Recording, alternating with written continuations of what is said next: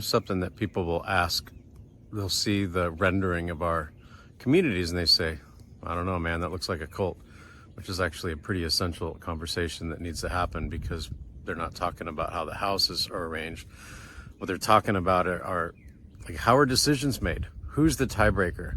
Like, what are the penalties for disagreeing with the decision? I mean, that's really what they're asking. And a lot of times they're speaking from a place of experience. I mean, we've had people that are like, oh, I've seen that before. I lived in a cult and I'm not going to ever do that again. And they're not talking about how houses are near each other. They're talking about how decisions are made. Who's the tiebreaker?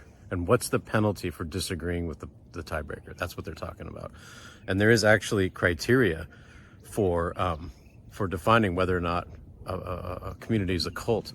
But what's interesting about this is that I don't think there's any such thing as a cult that's ever said, oh yeah, we're a cult. What they actually say is, no, we're not a cult. We are a values-aligned community, a family, if you will. And we usually are aligned to a set of spiritual practices that really transcend anything else. And that's what they say, which, I mean, there's a lot of things that describe themselves that way. That's a real common definition.